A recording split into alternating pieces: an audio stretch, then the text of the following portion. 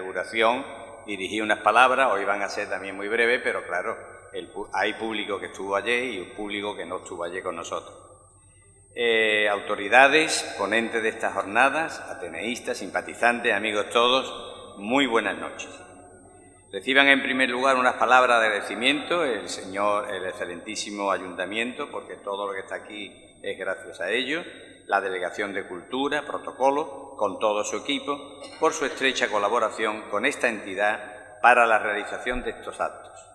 Gracias a todos los que han hecho posible la realización de todas estas jornadas. Esta es la tercera jornada. Mención especial a los distintos subdelegados de Defensa, Vicente Hortels y Joaquín González, a don Manuel Cervera, secretario del Almirante, y a don Manuel Cuello Jiménez, que tengo a mi izquierda, por su extraordinario apoyo y consejo en la preparación de estos eventos tan ilusionantes para todos.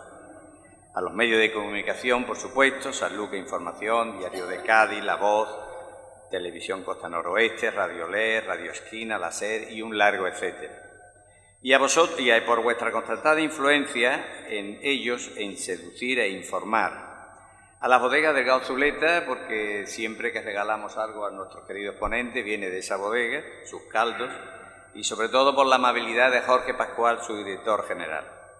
Y a vosotros, querido público, siempre por vuestra asistencia, sin la cual, está claro, no sería posible ni tendría sentido alguno esto que estamos haciendo. De nuevo, nuestro agradecimiento por anticipado a todos los conferenciantes de estas jornadas realizadas por militares.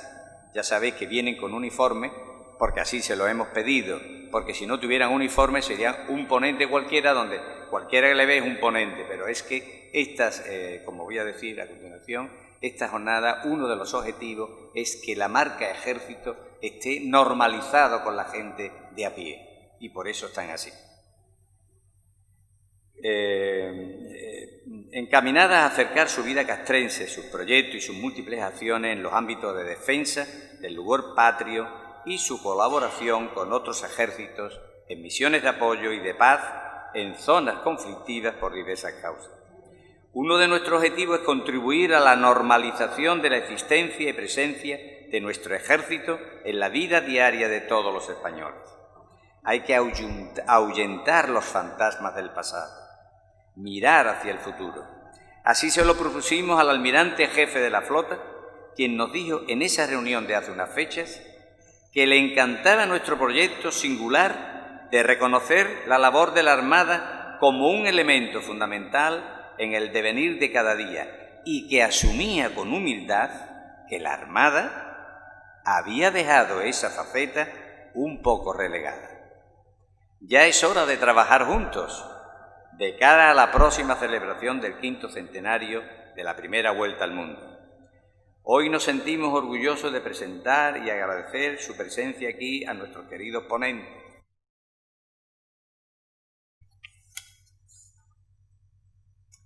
Capitán de fragata, don Carlos Cárdenas Crespo, a mi derecha, y el capitán de navío, que se encuentra ahí en primera fila, don Fernando José Suárez Fonseca, de Sanlúcar.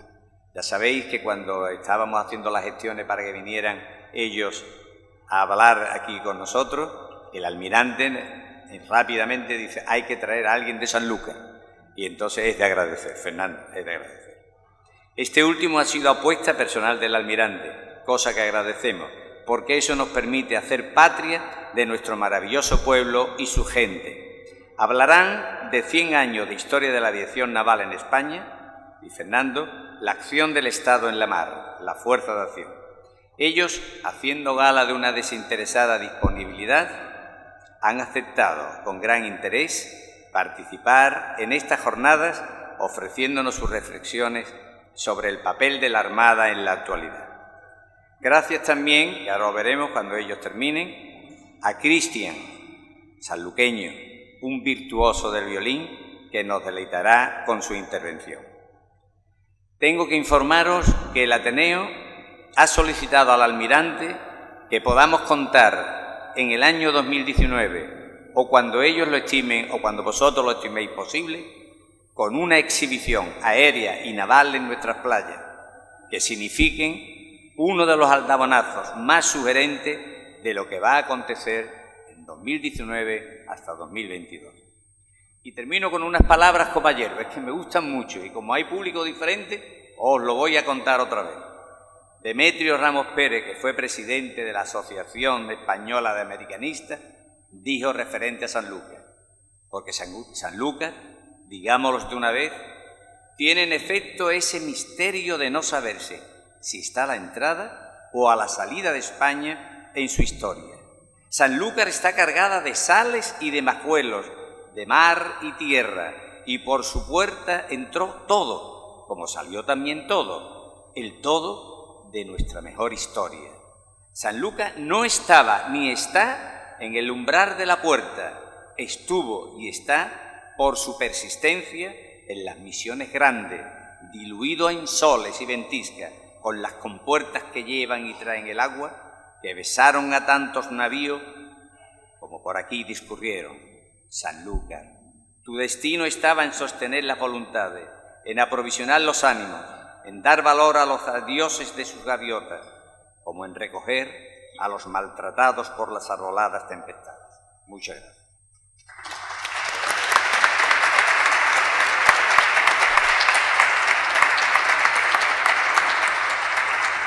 Ahora tiene la palabra don Manuel Cuello, que presentará... Buenas tardes. El conferenciante de hoy es el capitán de fragata Carlos Cárdenas, que nació en Vigo hace 52 años y desde pequeño tuvo mucha vocación por el mar, como es lógico, pues quiso ser marino e ingresó en la Escuela Naval, saliendo como oficial en 1990. Es precisamente en la Escuela Naval donde comenzó a tener contacto con la aviación naval y donde nace su vocación por la aviación basada en los barcos. De sus 32 años en la Armada, 24 los ha pasado en destinos relacionados con la aviación naval, 16 de ellos como piloto naval de reactores, llegando a ser jefe de la 9ª Escuadrilla de Harries y de la 4ª Escuadrilla de Sesines. Además, ha sido comandante del patrullero Conejera y del transporte ligero El Camino Español. Realizó el curso de Estado Mayor en Chile, al igual que su mujer María. Se considera andaluz de adopción, puesto que han pasado la mayor parte de su carrera destinados en Rota y buena prueba es que 3 de sus hijos son andaluces, pero me he enterado que su padre era de Córdoba, o sea que tiene bastante de andaluz. El conferenciante ingresó en la Escuela Naval Militar en 1985, saliendo como alférez en 1990. En 1991 al 92 realiza el curso de piloto naval de reactores en USA. En 1992 al 95 es destinado a la 8ª Escuadrilla de Aeronaves. En 1995 a 2004 es destinado a la 9ª Escuadrilla de Aeronaves, exceptuando durante el mando de patrullero Conejera y en el año 2001 y cuando hizo la especialidad de electrónica en el 1998. En 2005 realiza el curso de Estado Mayor en Chile. En 2006 es destinado a la División de Operaciones del Estado Mayor de la Armada. En 2007 mandó el transporte ligero El Camino Español. En 2008 es destinado como jefe de operaciones de la flotilla de aeronaves. En 2009 al 2011 manda la 4ª Escuadrilla de Aeronaves y en 2011 a 2013 manda la 9ª Escuadrilla de Aeronaves. De 2013 a 2016 es destinado al programa de conjunto de Harries en USA y actualmente se encuentra destinado en la flotilla de aeronaves como jefe de órdenes. Como veis, una carrera con bastante riesgo y bastante sufrimiento por parte de la familia. Pero, en fin, el amor a la profesión lo hace todo. ¿Me entiendes? Doy la palabra.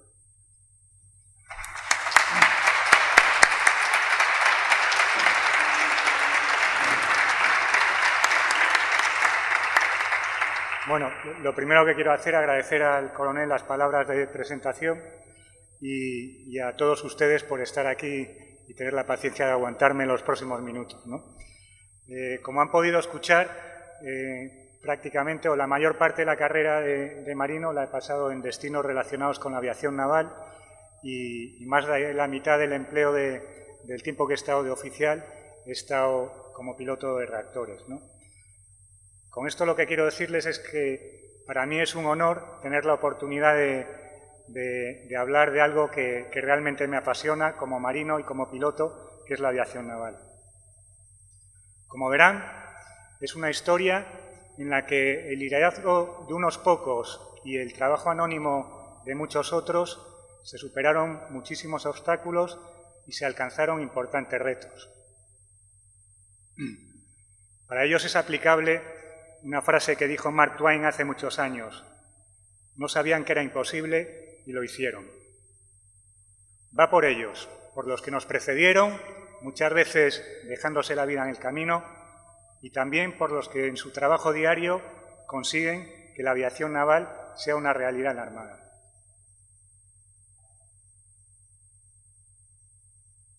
Cuando en aquella fría mañana de 1903, en las playas de Kitty Hawk, en Carolina del Norte, los hermanos Wright hicieron aquel pequeño y corto vuelo de 36 metros y tan solo 12 segundos, no solo comenzó para los anales de la historia la aviación controlada por parte del hombre, se añadió una variable más en el complicado campo de las campañas bélicas: era el poder aéreo.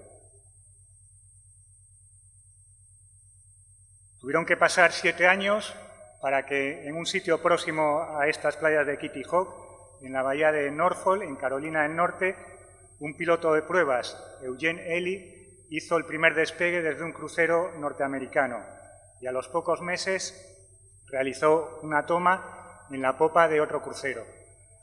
Sin saberlo, estaba introduciendo una importante variable dentro de lo que eran las campañas bélicas de la Armada, ¿no?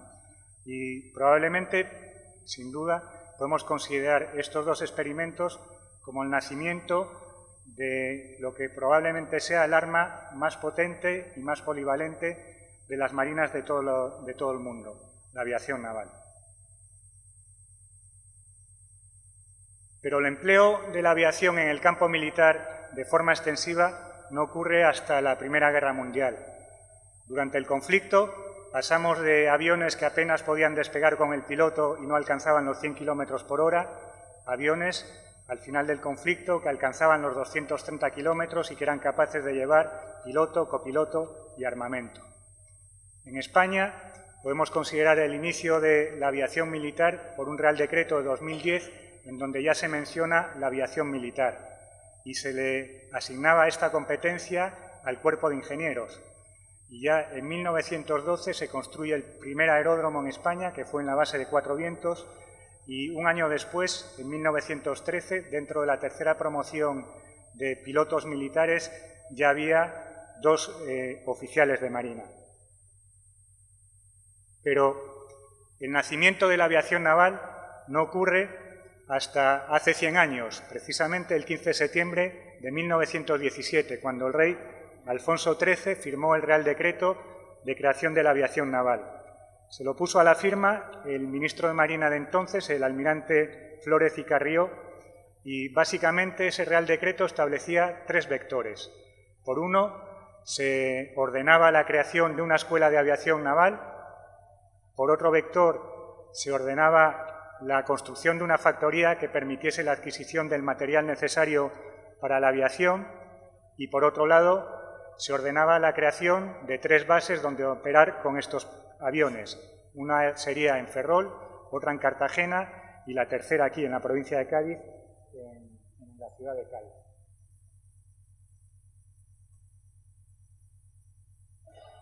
El primer objetivo, la creación de una escuela de aviación naval. Para este primer objetivo, bueno, me olvidé nombrar que efectivamente es importante, la tarea de iniciar todos los cometidos de la aviación naval se le asignó al por entonces capitán de corbeta, don Pedro Cardona y Prieto. Este señor, con un gran carisma, una gran capacidad de trabajo y su competencia, pues podemos considerarle el precursor y el impulsor de esta primera fase del arma aérea. Como les decía, la Escuela de Aviación Naval se decidió construir en lo que hoy es San Javier, cerca del Mar Menor, en las proximidades de Cartagena, y hubo muchas dificultades administrativas para comenzar la construcción y de hecho se fue retrasando y no entró en servicio hasta 1931. De hecho, esta fotografía que ven es del año 1932 y como curiosidad les diré que es donde se asienta actualmente la Academia General del Aire. Por lo tanto, el capitán de corbeta Cardona, el primer reto que se encontró es localizar un sitio donde montar una base y una escuela provisional de aviación naval.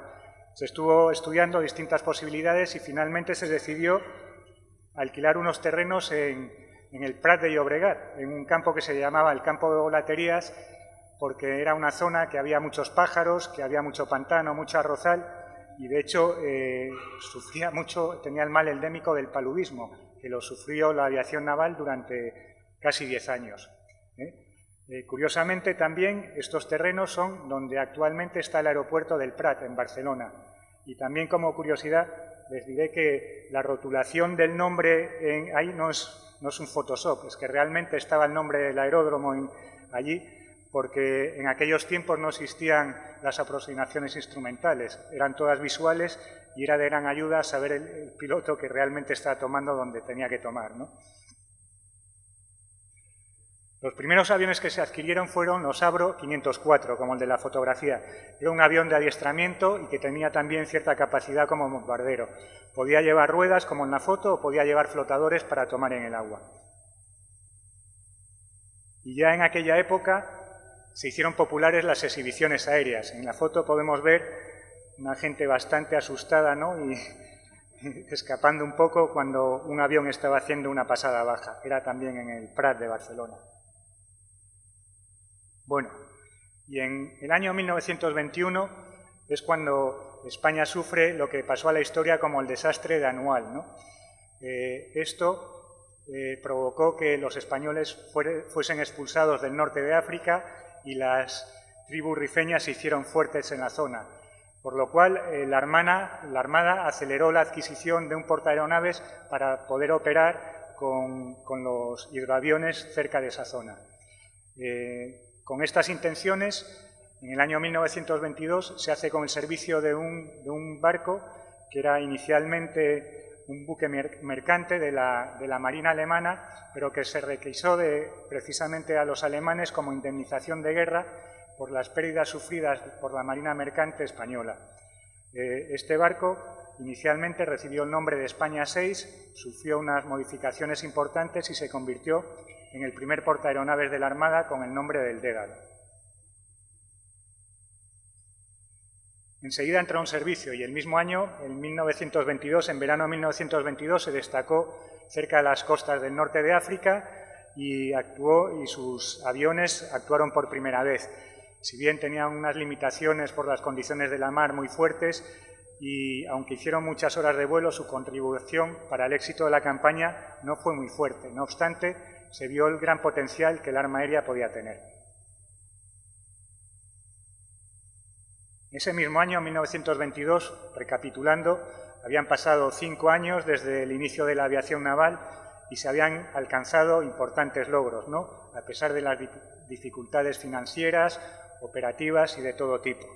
Y de hecho, en 1922, como pueden ver en aquella fotografía, ya se potenciaba la construcción aeronáutica en España y ya teníamos talleres o factorías de casa en Cádiz, en Getafe y en Barcelona. El modelo que utilizaban era la compra de excesos de aviones provenientes del final de la Primera Guerra Mundial y se conseguían licencias para construir en España. Bueno, uno de los hechos que me gusta resaltar es en 1923 tiene lugar una competición que se celebraba anualmente de globos libres que se llamaba la Copa Gordon Bennett. Consistía en premiar al globo que conseguía un vuelo más largo, ¿no? Precisamente ese año, en la salida de la competición, se produce un gran temporal, se dispersa toda la flota y, pese a lo cual, el representante de la aeronáutica naval queda un meritorio cuarto puesto. Para que se hagan una idea de la fuerza de aquel temporal, nuestro representante terminó en Holanda, pero los primeros terminaron en Suecia y otros terminaron en Francia y en distintos países de Europa. Por desgracia, hubo accidentes y, de hecho, había un globo que representaba la aeronáutica militar y falleció uno de los tripulantes porque fue impactado por un rayo y se precipitó a la tierra, al suelo. Bueno, llegamos al año 1925 y llega la justificación de la creación de la aviación naval. Y esto se produce con el desembarco de Alhucemas, que se puede considerar como el primer desembarco aeronaval de la historia. Aquí sí que la contribución de las aeronaves de la aviación naval sí fue importante y fue decisiva para el éxito de la campaña. Otro hito importante de aquella época es el primer cruce del Atlántico en 1926. Se hizo con el hidroavión Plus Ultra, que si bien no era de la aviación naval, era de la aviación militar. Lo nombro porque uno de los tripulantes era el teniente navío Durán. Y bueno, para que se haga una idea, porque hoy pensamos, bueno, el cruce del Atlántico, eso se hace un vuelo de 11 horas y no tiene ningún problema. Bueno, nos tenemos que poner en aquella época, en 1926, cuando apenas tenían instrumentos de navegación, cuando los conocimientos de meteorología eran muy escasos y cuando la mecánica fallaba mucho. De hecho, tuvieron que hacerlo en 19 días, con varias etapas. Pero bueno, después de este gran éxito, al poco tiempo, por desgracia, el teniente navío Durán tuvo un accidente volando frente a la costa de Barcelona, iba practicando un vuelo de formación con otro avión, chocó con el otro avión, se precipitó a la mar y, por desgracia, falleció.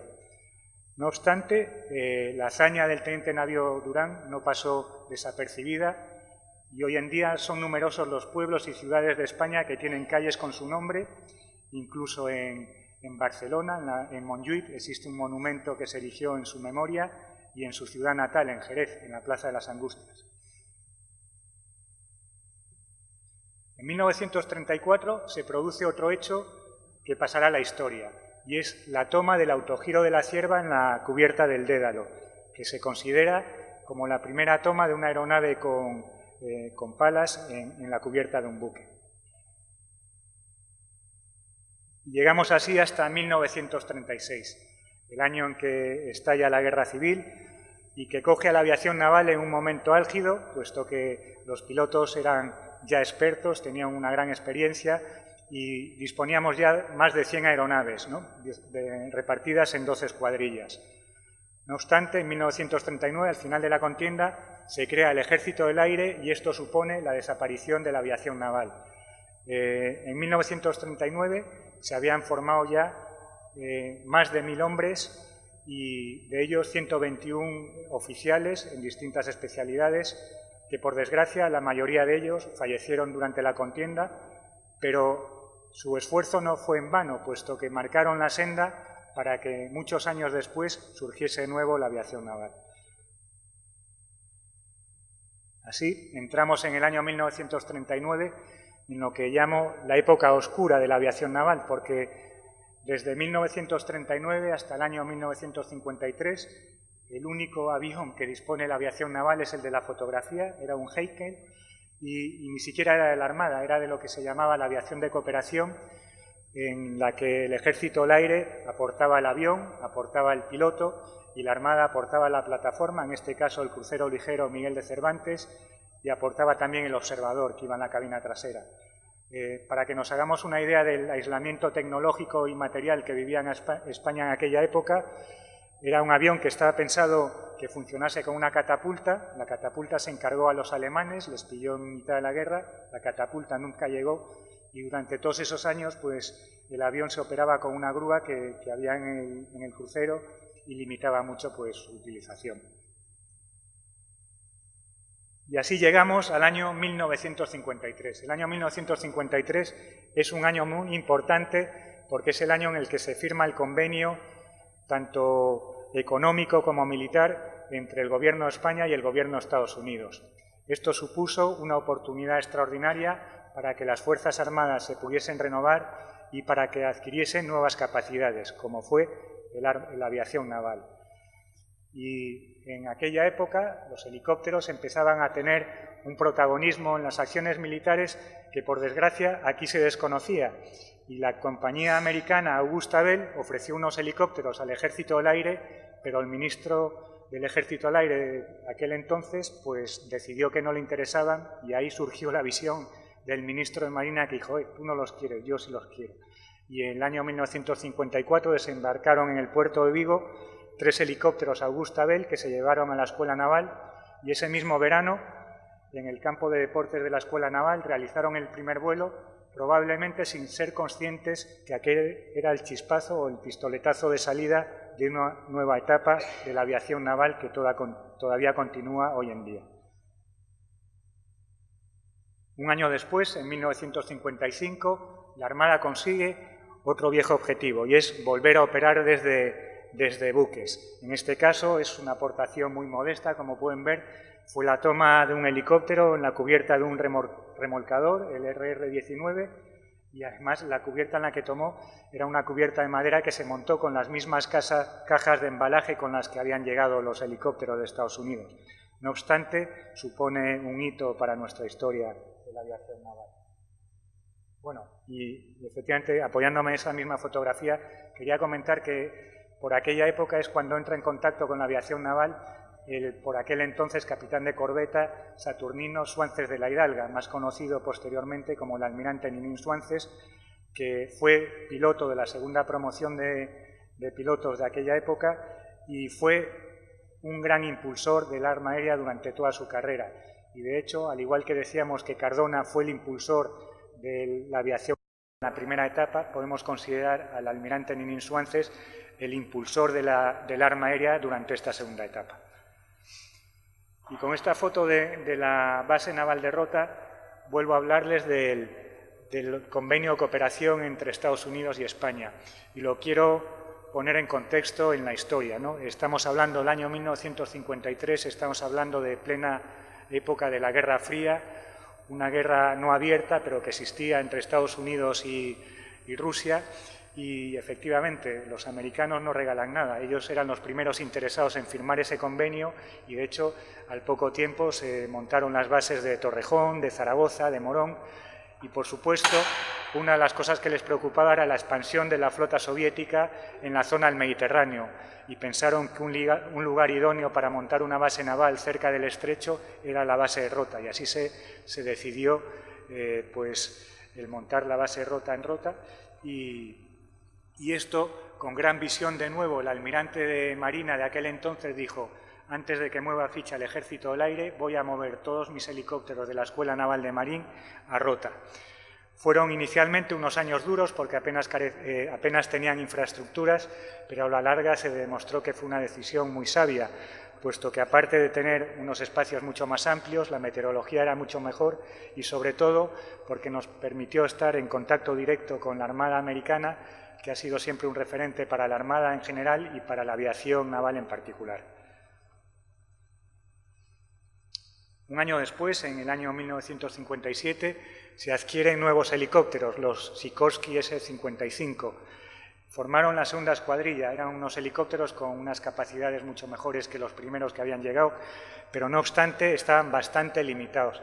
Y de hecho, es gracioso leer un comentario de un piloto de aquella época que decía que era frustrante cuando hacían sus tránsitos entre Rota y Cartagena o de Cartagena a Rota, iban cerca de la costa y veían cómo los coches de aquella época por la carretera iban más rápido que los helicópteros. La verdad que debía ser frustrante, sobre todo si nos ponemos en la época de aquella, que estamos hablando de los años 55, con aquellos coches y aquellas carreteras, ¿no? Bueno, pues el interés de la Armada por la capacidad antisubmarina no era exclusivo de la Armada, era también del Ejército del Aire. Y así el Ejército del Aire, también apoyándose en el convenio con los americanos, adquiere los aviones Grumman Albatros y forman un escuadrón que operó en la base aérea de La Parra, en Jerez, y era también, no del Ejército del Aire, de la Armada, de la Aviación de Cooperación, puesto que los pilotos eran del Ejército del Aire, pero tanto el navegante como el coordinador táctico eran oficiales de la Armada. Esta cooperación se mantiene hoy en día, ya no con estos aviones, con otros más modernos, los P-3, que probablemente todo el mundo conoce, y tampoco desde La Parra, que ya es un aeropuerto civil, desde la base aérea de Morón. Llegamos así al año 1964. Es un año importante para la aviación naval porque ocurren hechos notables como les voy a narrar. Por de pronto se adquieren nuevos helicópteros con capacidad antisubmarina. Son los Augusta Bell 204, que posteriormente fueron sustituidos a finales de los 70 por los Augusta Bell 212, como el de la fotografía, en donde pueden ver que está lanzando un torpedo. Estos helicópteros siguen en vuelo hoy en día. En ese mismo año, la Armada consigue otro objetivo que tenía marcado, que era el volver a operar con aviación de ala fija. Y con este objetivo se adquieren 4 avionetas Piper Comanche con gran disgusto por parte del Ejército del Aire. De hecho, esta fotografía no es del año 1964, es una foto en color que es ya de la década de los 70, porque el Ejército del Aire puso todo tipo de trabas para que las avionetas llegasen de Estados Unidos a España y una vez que llegaron se negaron a que la Armada las matriculase, con lo cual no dejaban que las avionetas volasen. Y en esa situación estuvieron durante más de 12 años. El adiestramiento de los pilotos consistía simplemente en rodar por las calles de rodaje y cuando se despistaba el oficial de vuelos, que era un oficial del Ejército del Aire, pegaban un pequeño salto y eso les permitía practicar un despegue y un aterrizaje. En el mismo año, en 1964, se decide también la compra de los Sikorsky SH-3 Delta, que también el primero de la producción lo adquirió la Armada Española y es un avión que todavía vuela, como bien sabe Manolo Bueno, que está aquí entre el público y que tuvo la oportunidad de volar muchos años. Este era probablemente y ha sido el mejor helicóptero antisubmarino de la historia y se ha destacado, formó la 5ª escuadrilla. Se ha destacado en sus papeles como helicóptero antisubmarino, pero también de rescate de personas, porque a lo largo de su historia son numerosas las personas a las que salvó la vida rescatándolas en la mar.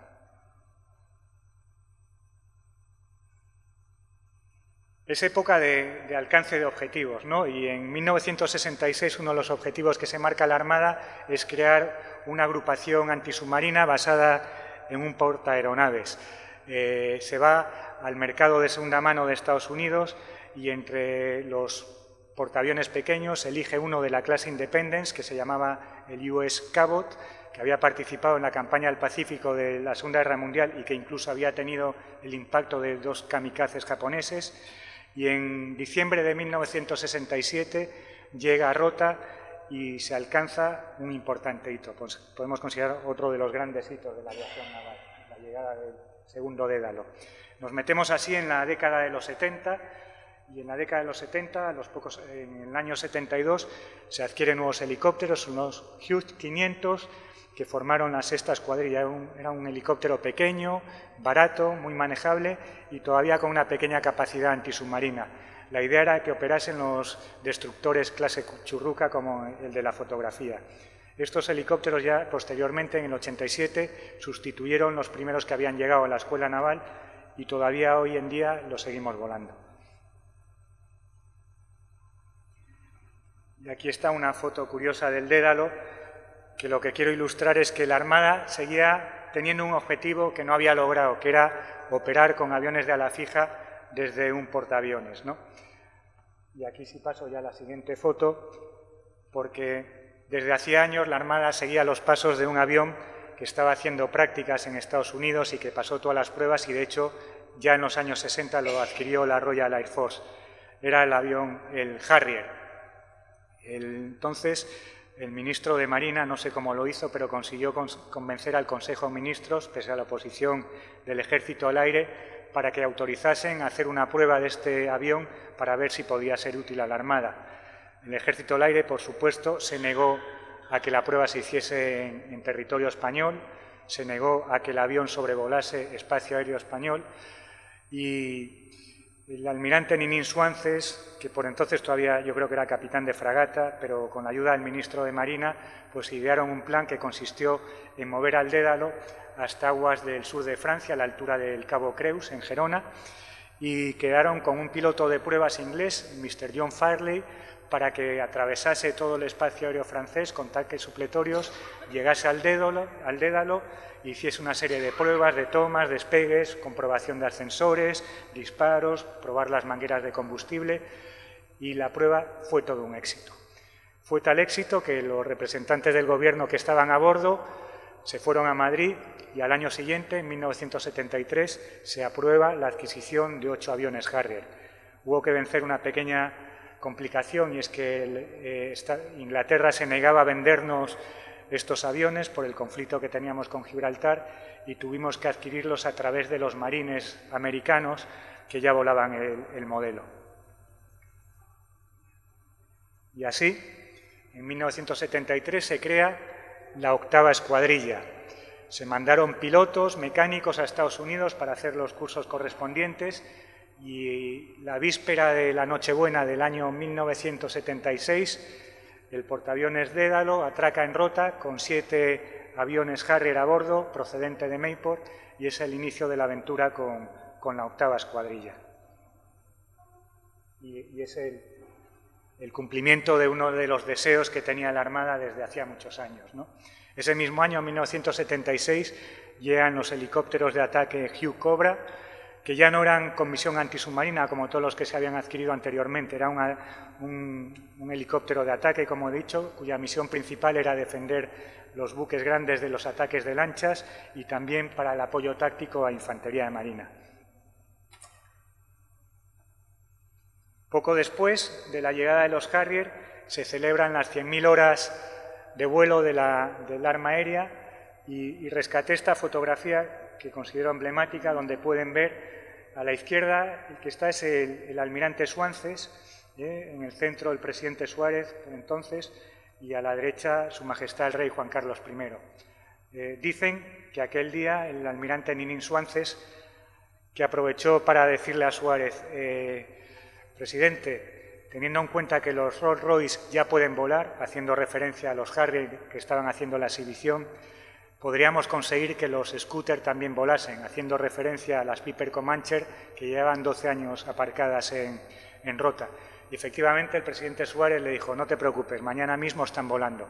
Y efectivamente no fue al día siguiente, pero a los pocos meses por fin conseguimos que las Piper empezasen a volar. Bueno, como marinos, las operaciones con helicópteros y con aviones están determinadas por las condiciones de mar, y por desgracia no siempre son buenas, ¿no? Por lo tanto, con días como el que pueden ver en la fotografía es difícil volar.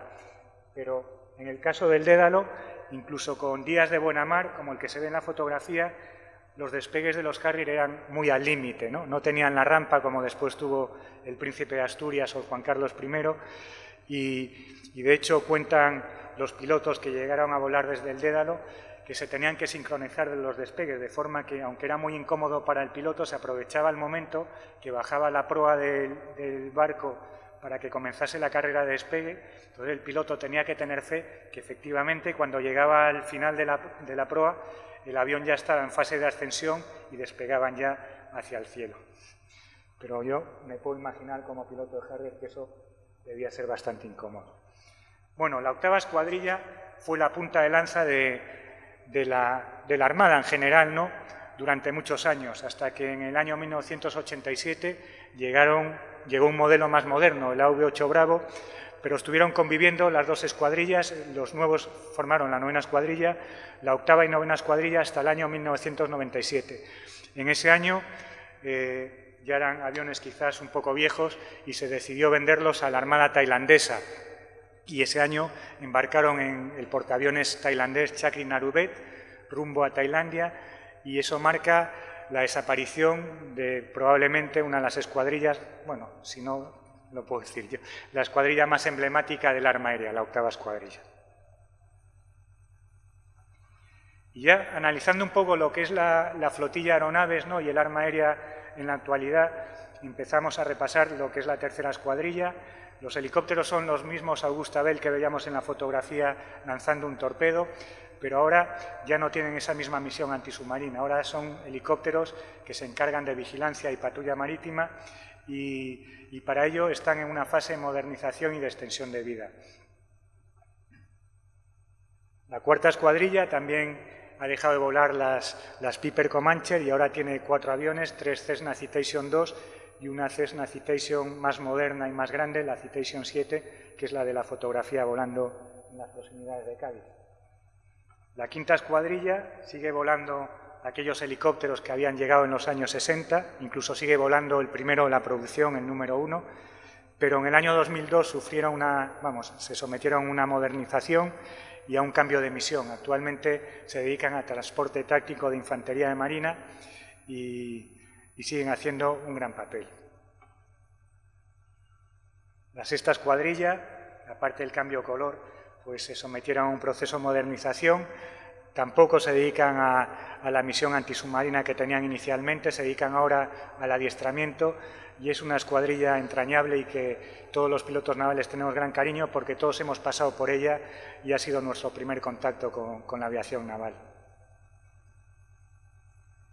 Y llegamos a la novena escuadrilla, que como les dije, se formó cuando llegaron los Harrier AV-8 Bravo en el año 1987. Era un avión de ataque suelo de primera línea, pero posteriormente, en el año 1966, se empezaron a sustituir por los AV-8 Bravo Plus, que son ya aviones, podemos decir, de última línea, ¿no? Todavía hoy en día son unos aviones que se pueden considerar probablemente una de las mejores plataformas aire-suelo. Y esto se debe a que los adquirimos en cooperación con los italianos y con la Armada de Estados Unidos. Formamos un programa conjunto entre los 3 países y, aunque nosotros no los hemos podido usar, probablemente gracias a Dios, en conflictos reales, los Estados Unidos sí lo usan a diario, ¿no? Con lo cual tienen tecnología de última generación y nosotros, gracias a lo que adquieren ellos, lo adquirimos nosotros también y el avión podemos decir que, aunque ha llegado hace ya unos cuantos años, sigue siendo un avión muy moderno. La 10ª escuadrilla está formada por los helicópteros SH-60 Bravo. Llegaron en la década de los 80, pero sigue siendo un helicóptero moderno y hoy en día es prácticamente inconcebible el que una fragata, tanto de la clase Santa María o del tipo Álvaro de Bazán, salga a la mar sin un helicóptero de este tipo, porque tienen la capacidad de transmisión de datos en tiempo real, con lo cual es una extensión y un complemento perfecto del sistema de tiro de las fragatas, el sistema de combate. La última escuadrilla, que se formó en la flotilla de aeronaves, es la 11ª escuadrilla, es de reciente creación, del año 2014, y está formado por aviones no tripulados, los UAVs Scan Eagle. Pese a los pocos años que tiene, ya ha participado con éxito en misiones y en operaciones reales y tiene un efecto multiplicador de las capacidades de vigilancia y de reconocimiento de los buques en los que opera. Bueno, y no quiero dejar de presentar en esta breve conferencia pues una fotografía de una plataforma emblemática desde que entró en servicio en el año 89 hasta que causó baja en la Armada en el año 2013. Para los pilotos de mi generación es el Príncipe de Asturias.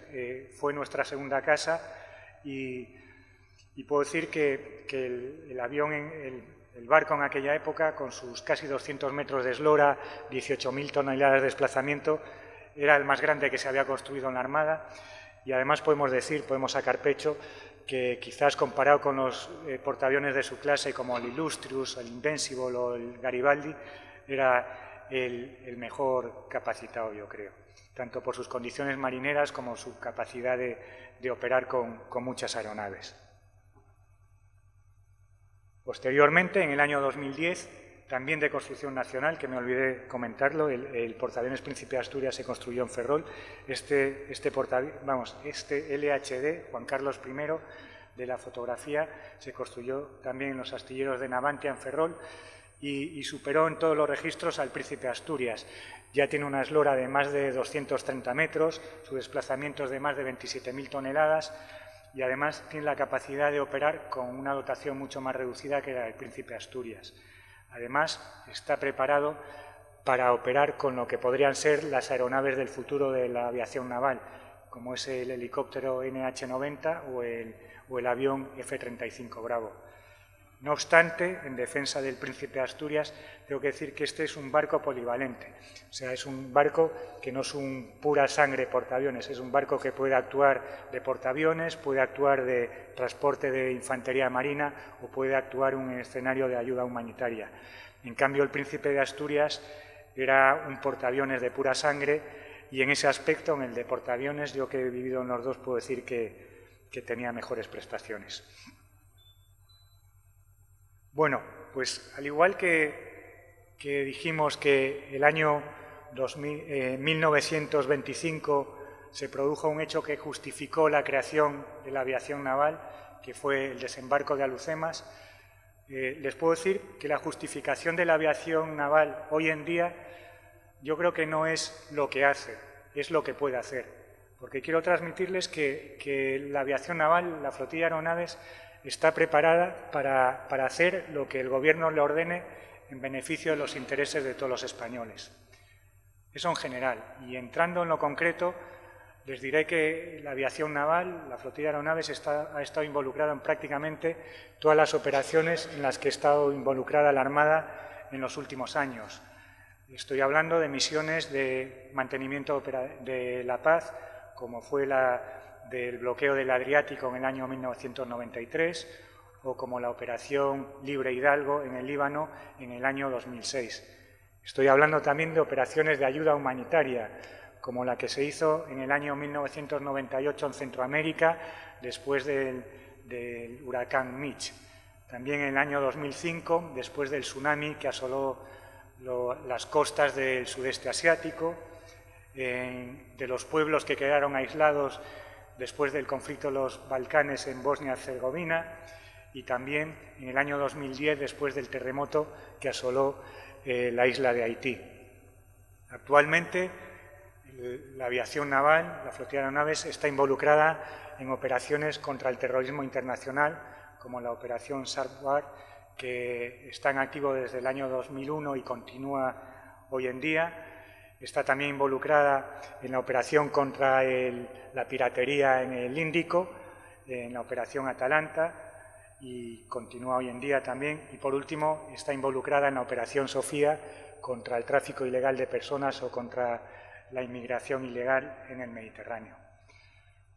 Y entrando un poquito más en el detalle, quería ponerles una hoja que lo que representa es un plan de vuelos o una previsión de vuelos de la flotilla de aeronaves de un día cualquiera. En concreto, esta es la de ayer, pero podría ser la del mes que viene o podría ser la que tuvimos hace un mes o hace un año. Entonces, yendo escuadrilla por escuadrilla, lo quiero contar para que vean ustedes qué es lo que hacemos, ¿no?, que muchas veces se desconoce, ¿no? Pues la tercera escuadrilla ayer, por ejemplo, destacó 2 helicópteros a la base aérea de Cuatro Vientos para participar en el desfile que podrán ver mañana por la televisión del Día de la Fiesta Nacional. Y lleva embarcada en el Cantabria, en el Mediterráneo, en la Operación Sofía, desde agosto y seguirá ahí embarcada con un helicóptero hasta noviembre. La cuarta escuadrilla, curiosamente ayer, solamente tuvieron un vuelo de adiestramiento aquí en Rota, pero raro es el día que no tienen un vuelo de apoyo a cualquier unidad de la Armada. La quinta escuadrilla está participando en el ejercicio de la OTAN, Brilliant Mariner. Lleva embarcada en el Juan Carlos I con 5 helicópteros desde mediados de septiembre hasta finales de la semana que viene, que se prevé que vuelvan. La sexta escuadrilla ayer tuvo 3 vuelos de adiestramiento de nuevos pilotos, después de haber vuelto el viernes pasado de 3 semanas de destacamento en la Escuela Naval Militar. La novena escuadrilla está operando en el portaaviones Juan Carlos I con 6 aviones, participando en el mismo ejercicio que la quinta escuadrilla, en el Brilliant Mariner. La 10ª escuadrilla ayer destacó 2 helicópteros para el desfile de la Fiesta Nacional de mañana a la base aérea de Cuatro Vientos, y además tiene un helicóptero en la fragata Blas de Lezo, que está en una agrupación permanente de la OTAN del Atlántico Norte, aunque ahora provisionalmente está en el Mediterráneo. Está también embarcada en la fragata Numancia en una... Bueno, y esto que le comento de la Blas de Lezo llevan desde septiembre y seguirán a bordo hasta finales de noviembre. En la Numancia tienen otro helicóptero, también con el mismo periodo, en una agrupación permanente de la OTAN en el Mediterráneo. Y en el patrullero de acción marítima Rayo están operando en el Índico contra la piratería desde el mes de julio y hasta septiembre. Además, les quiero recalcar que cuando digo que hay 7 aviones en el portaaviones, hay un helicóptero en una fragata, no quiere decir que haya 2 pilotos en la fragata, 7 pilotos en el portaaviones. Quiere decir que hay todo un equipo de oficiales, suboficiales y marineros que hacen posible que estas aeronaves puedan operar lejos de España, en cualquier sitio y por el periodo que sea necesario. Esto es lo que marca la diferencia de la aviación naval con el Ejército del Aire o con las aeronaves del Ejército de Tierra. Y ya, para finalizar y hablar un poco de lo que es el futuro de la aviación naval, en la fotografía pueden ver los helicópteros, estos son de la Armada francesa, pero podrían ser en unos años de la Armada española, ¿no? Este helicóptero, con 2 distintas configuraciones, una de transporte táctico y otra multipropósito, cubriría las necesidades de la Armada, con la gran ventaja de que mejoraría las capacidades, simplificaría la estructura de la flotilla de aeronaves con menos escuadrillas y además simplificaría el apoyo logístico, porque tendríamos una plataforma común con el Ejército del Aire y con el Ejército de Tierra. El futuro de la aviación naval, por supuesto, es la 11ª Escuadrilla también con los UAVs, aunque probablemente habrá que dotarlos con UAVs de mayor autonomía y de mayores capacidades. Y el futuro de la aviación naval también pasa por un relevo del Harrier. El Harrier, como les decía, en el programa tripartito con Italia y Estados Unidos, tiene una fecha de caducidad. Y es que a mediados de la próxima década, tanto americanos como italianos dejarán de volarlo, empezarán a volar el avión de la fotografía, el JSF, el Joint Strike Fighter, y si la Armada quiere mantener esta capacidad, que espero que sí, pues no va a quedar remedio, porque es la única opción que queda en el mercado, que sumarnos al carro y adquirir estos aviones.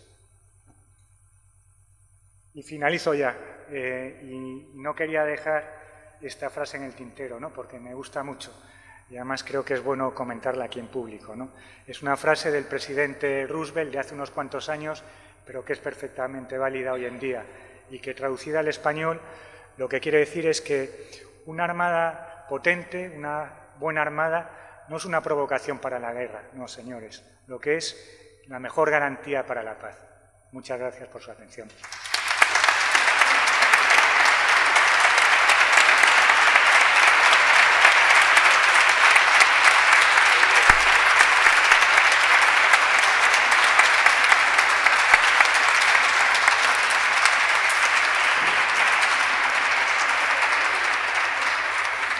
Cristian, por favor.